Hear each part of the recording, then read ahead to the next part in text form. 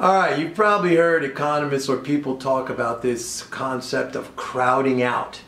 Crowding out. When the government spends, it crowds out the private sector, and that's no good for the economy, right? Basically, when they talk about it, they say when the government borrows, it crowds out the private sector. But we already know that the government doesn't borrow. It has to spend first in order to collect back those dollars that it spent into the economy.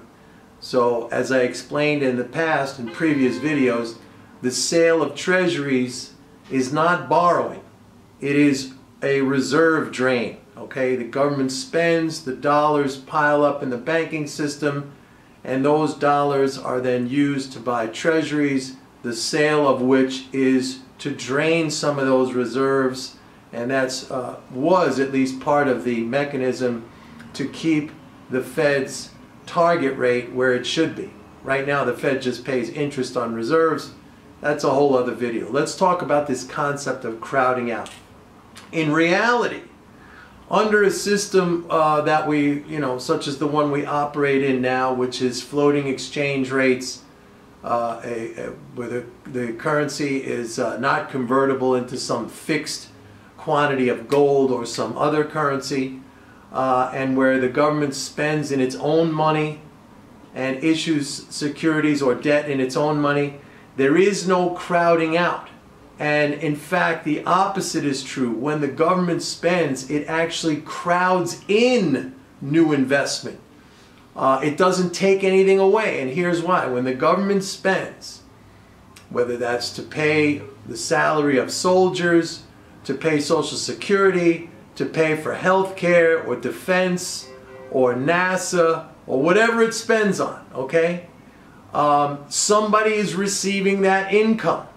Some individual, a household, a firm is receiving that income. That income constitutes part of that entity's savings, okay? That is income and minus whatever expenses, including taxes, that constitutes part of the savings of that entity, all right? And from that is where investment comes from. So the greater the spending of government in excess of taxation, right now we're talking about the deficit, what is left over. The government spends a certain amount, right? Let's say it spends $5 trillion, and then it taxes out whatever, $2.5 trillion. So $2.5 trillion is left in the hands of the non-government, everybody else who's not the government. That $2.5 trillion constitutes part of the non-government savings, which then can be used to invest. The only way the government can crowd out is if it takes away, if it runs a surplus. In other words, if it takes back more than it spends. If the government spends $5 trillion and it taxes $6 trillion, it leaves the non-government with a deficit of $1 trillion. They are in debt to the amount of $1 trillion. So this idea that the government needs to save in order for the private economy to invest, it's actually the opposite.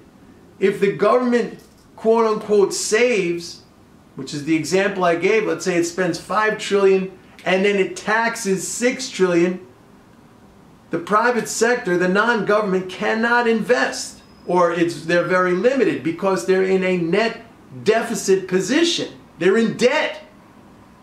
However, if the government spends $5 trillion and it only takes away $2.5 trillion in taxes, there's $2.5 trillion positive surplus left in the non-government that it can then use to invest.